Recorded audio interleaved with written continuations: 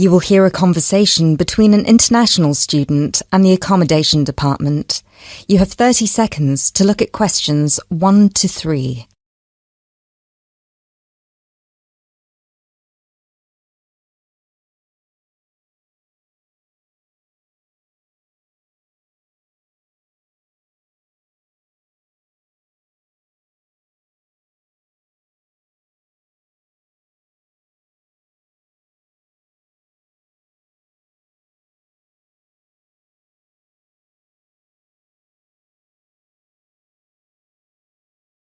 Hello, accommodation department. How can I help you?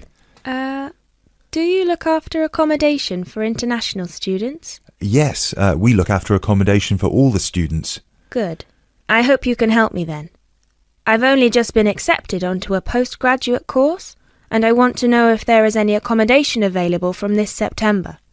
I know it's very short notice. Yes, it is rather late, but I'm sure we'll be able to find you something. First of all, can you give me your name and student number so that I can find you on the system? Sure. My name is Maria Teresa Gonzalez. Maria Teresa Gonzalez. How do you spell that? Gonzalez.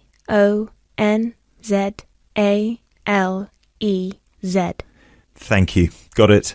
And your student number, please? SHU 300715PG. SHU 300715PG. Ah, here you are. Department of Modern Languages. Yes, that's me.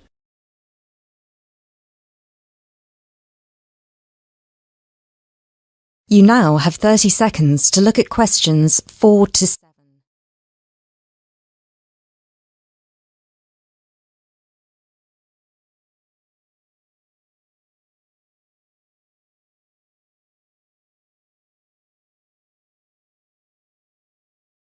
Okay, now there are several options for postgraduate students. Firstly, there is the Trigon. This is a new block near to the station and not far from the main campus. Accommodation is what we call cluster accommodation. What does that mean? There's a small group of rooms, usually 6, each with its own bathroom clustered around a lounge kitchen area which is shared. Oh, I see. That sounds good. They are very popular. The price for these is £99 per week, and we do have some availability left. However, for postgraduate students, there are other options. And what are they? There's another apartment block called The Cube, located near the west gate of the campus. Accommodation there is in 1 or 2 bedroom self-contained flats. So, the cube is self-contained? How does that work? Well, basically, they're just like ordinary apartments. Each apartment has 1 or 2 study bedrooms with ensuite bathroom, a lounge and a kitchen. And what is the price of those? For the 1 bedroom, it is £180 per week, and for the 2 bedroom, it is £110 per week for each person. And can I choose who I share with? If you have a friend and you would like to share with them, of course, we can reserve a 2-bedroom apartment for you both. Otherwise, you just have to share with whoever else is there. Obviously, it will be another woman. I will have to think about this. Do I have to make a decision now? No, but we don't have much accommodation left, so I can't guarantee that there will still be availability if you leave it too long. Yes, that's fair. I have a friend in the management department who might like to share. I will speak with her and get back to you this afternoon. Okay, fine. Do let us know as soon as you can. I will do. Thanks for all your help. My pleasure. Bye. Bye.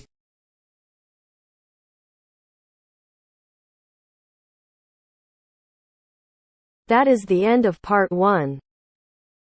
You now have half a minute to check your answers.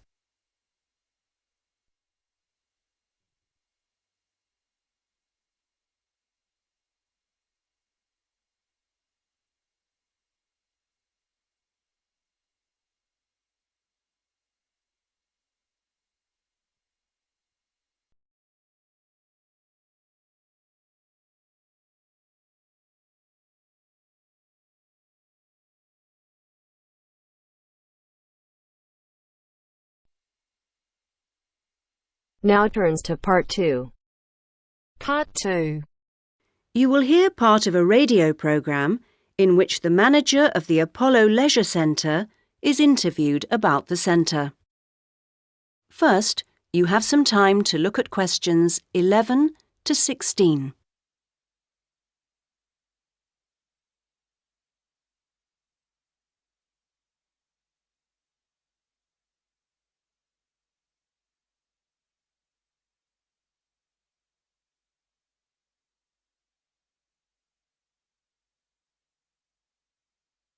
Now listen to the first part of the interview and answer questions 11 to 16. Next, I'd like to welcome Carol Brown, manager of the Apollo Leisure Centre. Carol, welcome. Thank you. Now, Carol, the Apollo seems a familiar sight, but how long has it actually been here? Well, we started negotiations to take over the previous Active Life Centre that used to occupy the premises in 2000 and planned to open in 2001, although the usual delays meant it was 2002 before we were up and running. And do you have quite a mix of members, or are you focused on certain groups? It's pretty broad, actually. There are something like 200 adult members, so that's our biggest group, but we also have as many as 100 youth members, together with about 50 family group members. And I think we'll see that section growing to 100 over the next couple of years. Healthy numbers. Yes, and we'll be developing the centre to make it even more attractive. We're hoping eventually to build in a rock climbing wall, which would make a useful addition. We've already opened our swimming pool, which is hugely popular, and we'll have a massage room open within 12 months. Now, I understand you have different categories of membership? Yes, to suit every pocket. Blue membership includes all facilities for the member and a guest at all times, which is good for people with unpredictable timetables. If you can make it during daytime hours, red membership gives you excellent returns for your fee. As for only half price, you can use all the facilities during the day, and they're actually less crowded then. Green membership is designed for people who are only able to come infrequently, and so, of course, costs less. And there are chances to socialise? Oh, certainly. Our cafe is very popular and is a nice place to wind down and chat after working out or whatever. In fact, while it used to shut at 8, we've extended that to 9 now, with last orders taken at 8:30. It serves a whole range of food and drink. So if someone wants to join, what do they do? Come and see us. We'll give you all the details. The induction process takes about an hour and a quarter, which includes 3/4 of an hour on average with a personal trainer, and something like half an hour being shown round the different facilities. So we'd be well looked after? Definitely.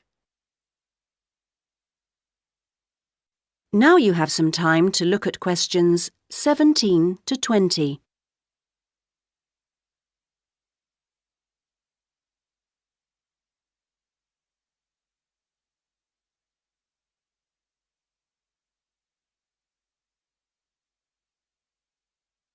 Now listen to the rest of the interview and answer questions 17 to 20. OK, now, Carol, can you give us some idea of what we could expect to get as members of Apollo? Sure.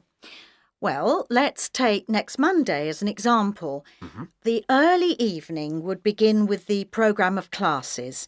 Of course, members would also be at liberty to do their own thing. I'm just talking about the listed classes that we'll be offering. So let's say you're free to turn up at 4 p.m. You could spend an hour in a class that we call gentle exercise. This isn't a hard workout, as you might be imagining it, but a session designed for those who perhaps are not used to rigorous classes and would like something to ease them in. Right. The next thing on offer will be starting at 5, and again, it'll last for an hour. In contrast, this is what we simply call weightlifting.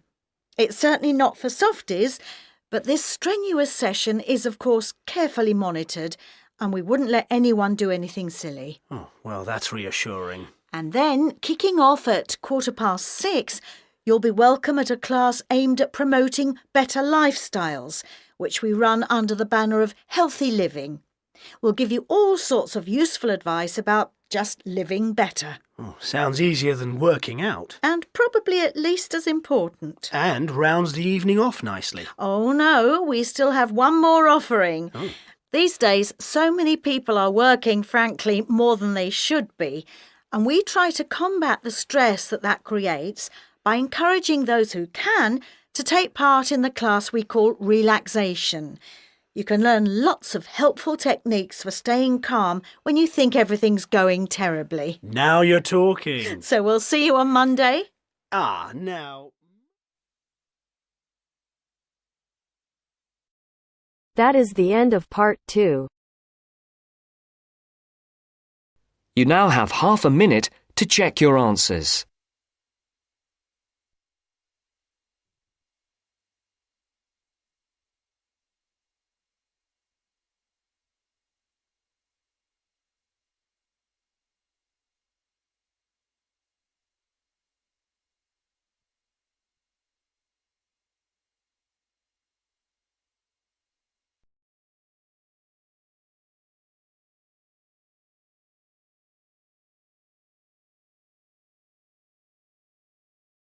Now turns to part 3.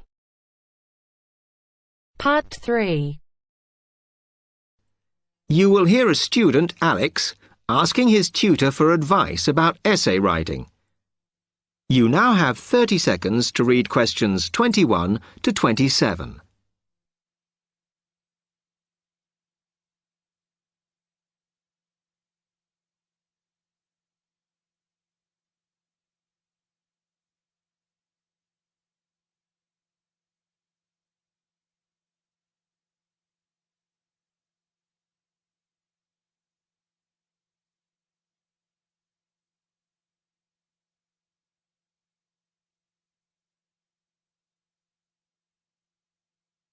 Hi, Alex. Come in. I gather you wanted some help with writing essays. Yes, I'm finding this first term difficult, and I'm worried about the assignments we have to do for January. Well, let me see if I can help. You shouldn't panic about it, because essay writing is a very straightforward process, really. What it involves is organising the information that you want to include. You shouldn't have more than you can easily manage within the word count. Make sure you haven't got too much or anything irrelevant. You need to look at that and work out what you need and what you don't need before you start. And then you just have to think about how you're going to put forward your argument. Oh, that sounds very straightforward when you put it like that. But I'm worried I haven't got the necessary skills for writing an effective essay because English is my second language. Well, perhaps you misunderstand the skills you need. You need to be able to analyse your data, and then I would say the skills of interpretation and expressing yourself are important. Perhaps it's this last one that bothers you, but the more essays you write, the more you will develop these skills. Yes, and I don't quite know how to improve at that.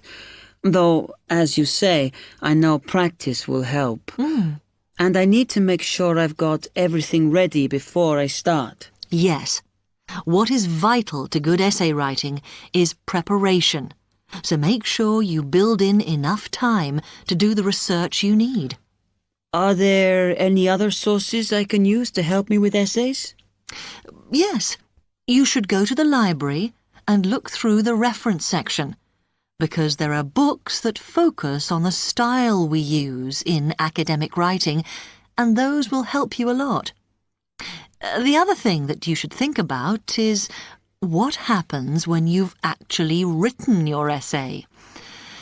Too many students just complete their work and hand it in, whereas what you should be doing is making sure that you edit it as thoroughly as possible. Oh, yes, that's a good idea. Then I'd pick up any mistakes and also see if it reads logically. Exactly.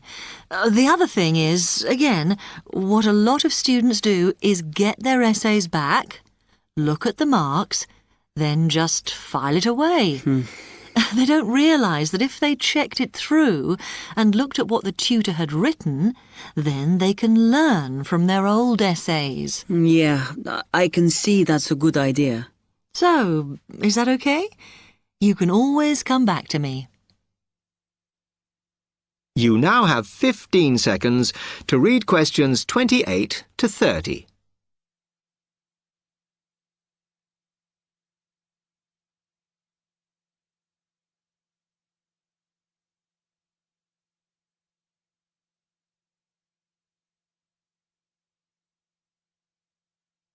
Actually, there were a couple of other things I wanted to ask you about essay writing. I had a few thoughts of my own about what I should do, such as really taking good notes when I'm reading, because that helps, doesn't it? I think it improves your knowledge rather than your actual writing. But one tip I can give you is to try and not read too much. Otherwise, you end up including irrelevant material in your essay. Remember to stay on task. Yes. Sometimes I have problems interpreting the questions correctly, or the whole question seems overwhelming to me. What I try to do is highlight the key parts and divide it into smaller chunks so I can manage it. Well, you might find it useful to break it down even further by making sure you understand all the words perfectly before you start. Things like assess or comment and such like. Yes, I see. Sometimes, after an objective analysis, the question actually asks you for a subjective opinion. But you must remember to support your arguments if that's the case. One final comment I can make is about using your own words. You must try to do this as far as possible. You're expected to summarise what you've read, not just string together a list of quotations. In fact, you shouldn't have too many. Just use them where it's really important. Okay, thanks. Do you read other students' essays when you've finished? No. Why? Is that a good idea? Well, you can confuse each other, so I'd advise against it. But it's up to you. Okay. Thanks very much for your time.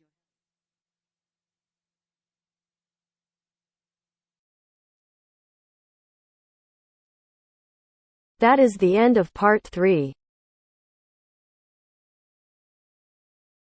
You now have half a minute to check your answers.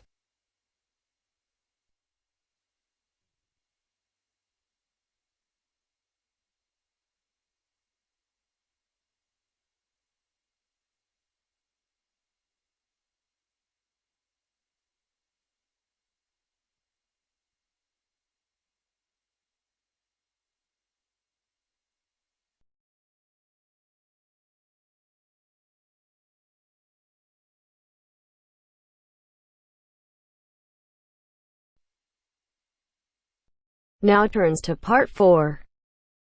Part 4. You will hear a lecturer talking about the process of fossilization. First, you have some time to look at questions 31 to 40.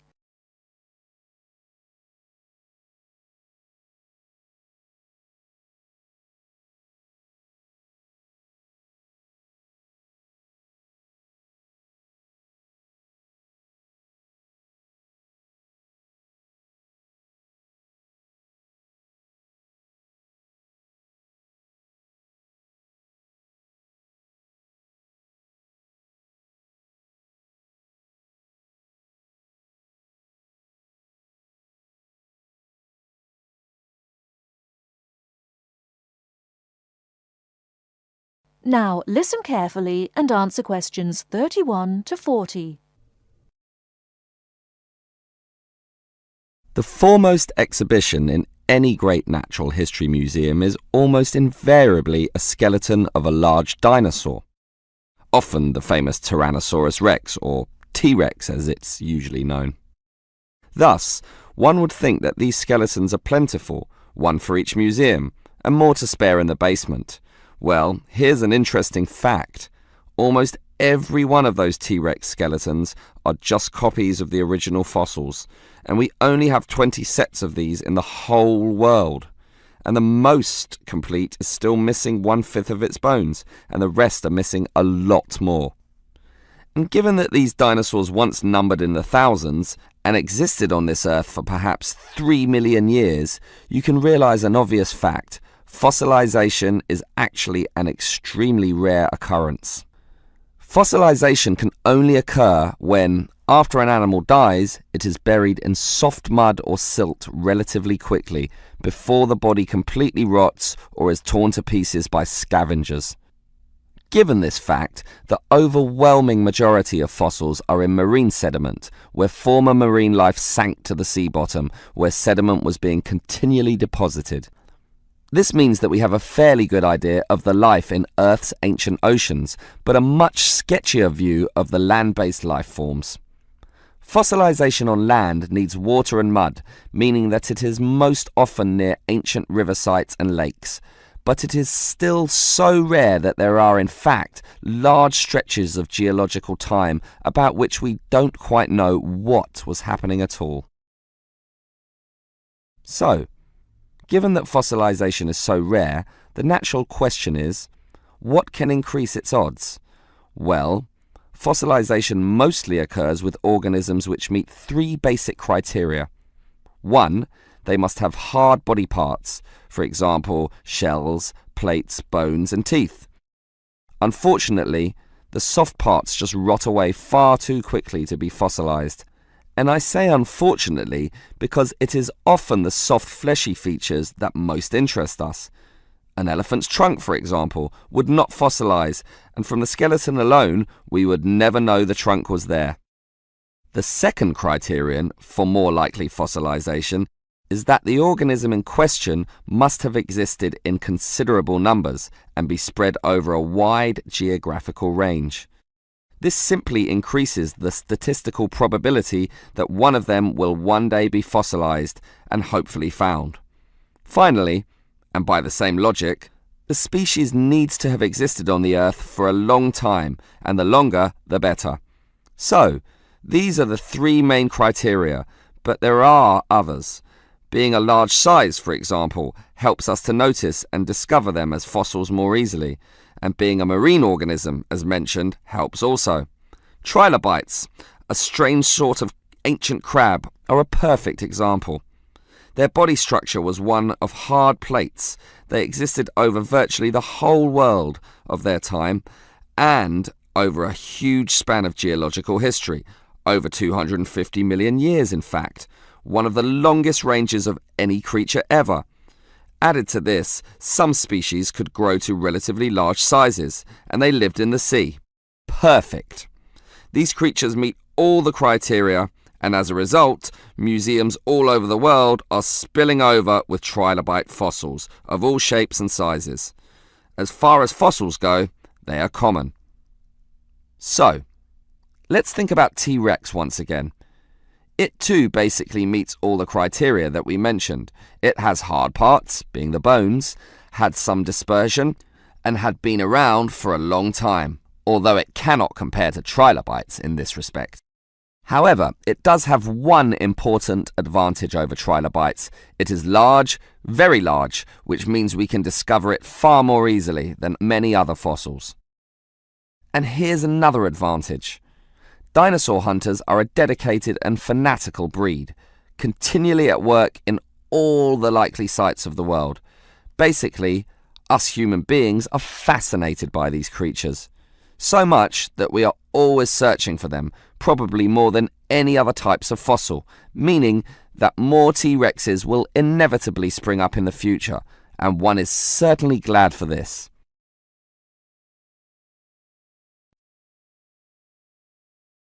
That is the end of part 1.